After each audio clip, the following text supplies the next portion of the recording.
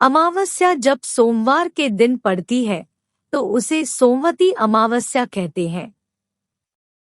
सोमवती अमावस्या को हिंदू धर्म में बहुत महत्वपूर्ण माना जाता है। पौराणिक कथा के अनुसार गंगापुत्र भीष्म ने धर्मराज युधिष्ठिर को सोमवती अमावस्या का महत्व बताते हुए कहा था कि सोमवती अमावस्या के दिन पवित्र नदी, तीर्थ स्थानों या पवित्र सरोवर पर स्नान एवं दान करने से जातक को रोगों से मुक्ति मिलती है और सुख समृद्धि में वृद्धि होती है। पौराणिक मान्यताओं के अनुसार सोमवती अमावस्या का व्रत और पूजन करने से सौभाग्यवती स्त्रियों के सौभाग्य में वृद्धि होती है। हिंदू धर्म ग्रंथों के अनुसार सोमवती अमावस्या पर गंगा स्नान और तीर्थ स्थानों पर स्नान का विशेष महत्व है। इसके अतिरिक्त इस दिन दान का बहुत अधिक महत्व बताया गया है। सोमवती अमावस्या के व्रत और पूजन की विधि।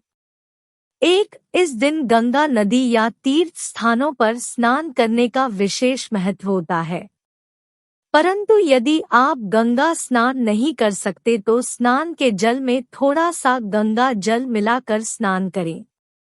2. स्नानादि नित्य कर्मों से निवृत्त होकर मंदिर जाकर भगवान शिव और माता पार्वती की पूजा करें। 3. भगवान शिव को दूध चढ़ाएं, जल चढ़ाएं, बेलपत्र एवं पुष्प चढ़ाएं।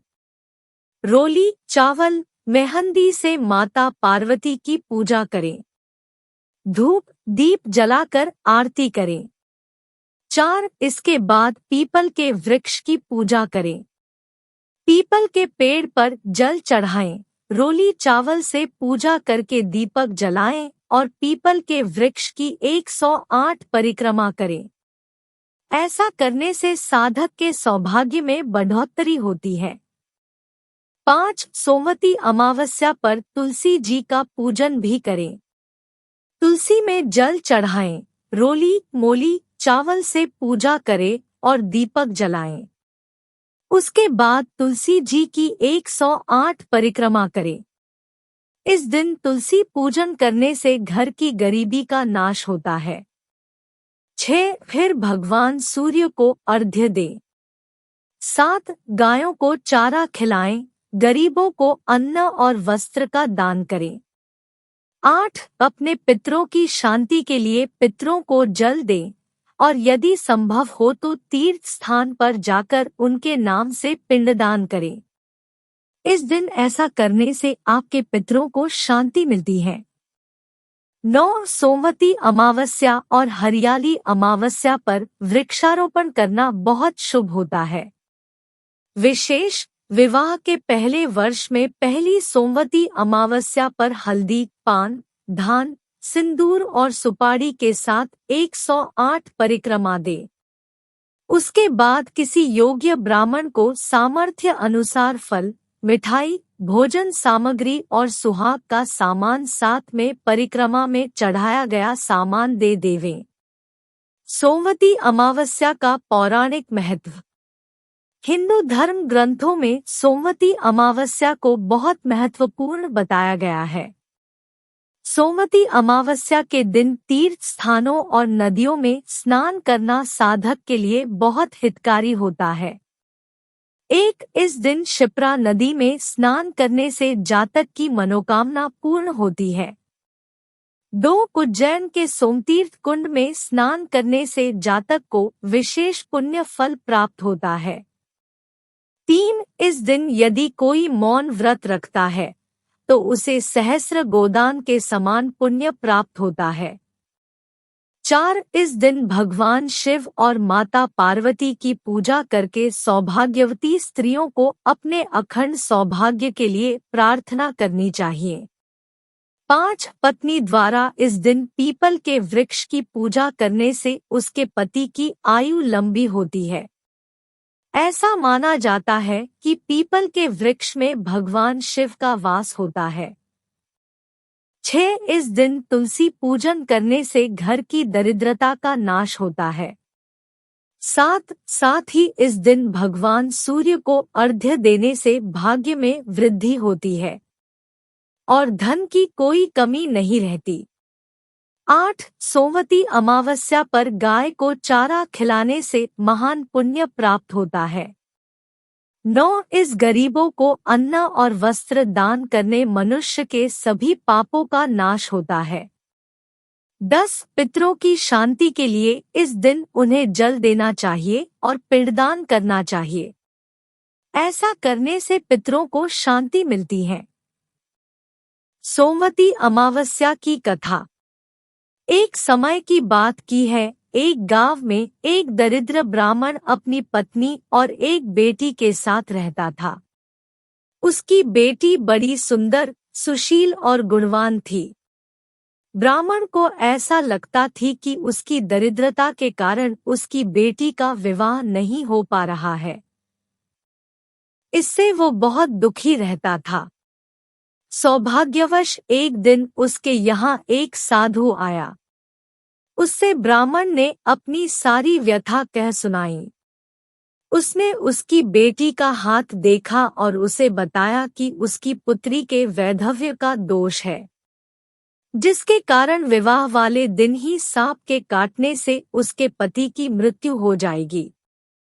यह सुनकर तो उस ब्राह्मण के पैरों के नीचे से जमीन खिसक गई और वो रोता हुआ उस ऋषि के चरणों में गिर पड़ा। रो रो कर वो उस ऋषि से उस दोष के निदान के लिए कहने लगा। तब उस ऋषि ने उसे बताया कि आपके पास के गांव में एक सोना नाम की धोबन रहती है। वो बहुत ही संस्कारवान, पतिव्रता और धर्मपरायण स्त्री है। वो सोमवती अमावस्या का व्रत करती है और यदि वो इसे सुहाग के आशीर्वाद के साथ अपने व्रतों का पुण्यफल दे दे तो इसके दोष का निवारण हो जाएगा। फिर उसकी माँ ने ऋषि से पूछा कि वो इसे अपने व्रतों का पुण्य क्यों देगी। तब उस ऋषि ने उसे उपाय बताया और कहा कि उसके 7 पुत्र और 7 पुत्रवधूएं हैं, परंतु वो सभी आलसी है और घर के काम न करने के बहाने ढूंढती रहती है और काम के नाम पर आपस में लड़ाई झगड़े करती है।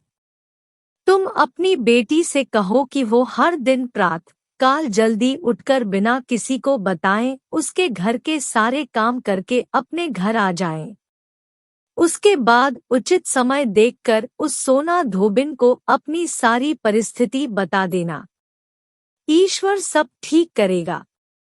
यह कहकर बाबा वहां से चले गए।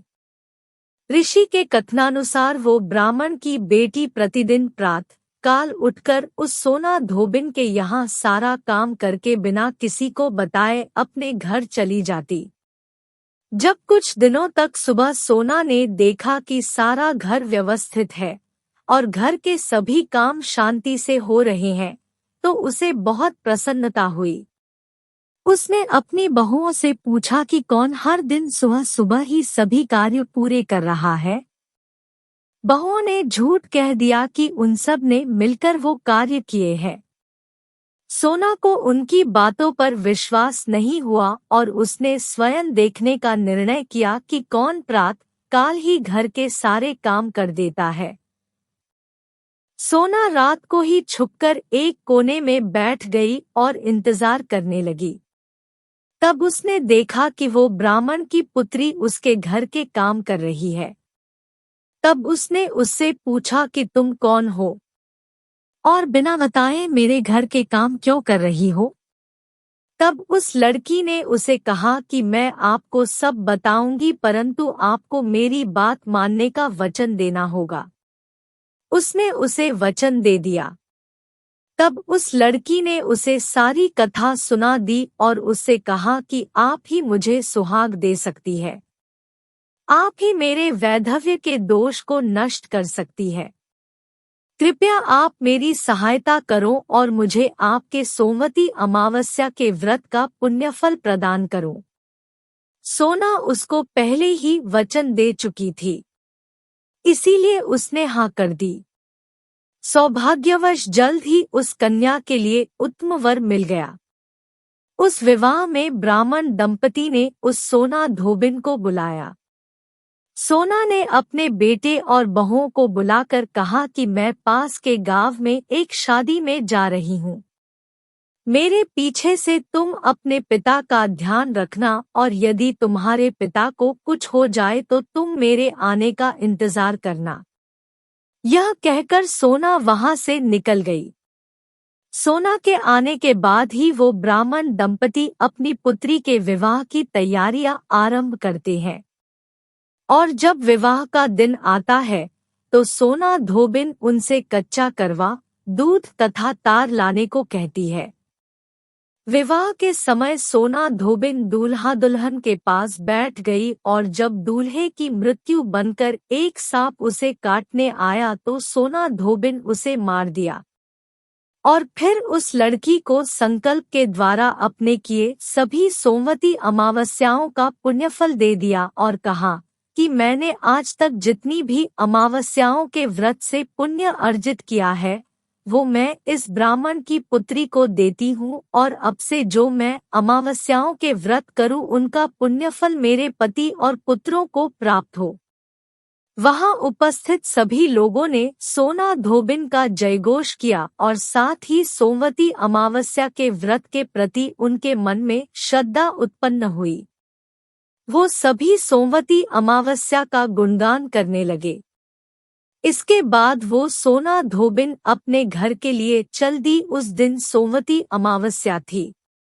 उसने हर बार की तरह उस दिन भी व्रत किया और मार्ग में पीपल के वृक्ष की पूजा की और उसके नीचे बैठकर कहानी कही और फिर पीपल के वृक्ष की 108 परिक्रमा करी। उधर ब्राह्मण की बेटी को सुहाग देने से उसके स्वयं के पति की मृत्यु हो जाती है। उसके घर के सभी लोग उसकी प्रतीक्षा कर रहे थे जिससे वो उसका क्रियाकर्म कर सके। परंतु उस सोना धोबिन के सोमवती अमावस्या के व्रत के पुण्य के प्रताप से उसके घर पहुंचते ही उसका पति पुनर्जीवित हो उठा और वहां उपस्थित सब लोग विस्मित हो गए। तब सोना धोबिन ने उनको सोमवती अमावस्या के पुण्यदायी व्रत के विषय में बताया। उसके बाद तो सारे नगर में सोमवती अमावस्या के व्रत का महात्म्य फैल गया और सब इस महान पुण्य देने वाले व्रत को करने लगे। हे ईश्वर, जैसे आपने ब्राह्मण की पुत्री और सोना धोबिन के सुहाग की रक्षा करी वैसे सबके सुहाग की रक्षा करना।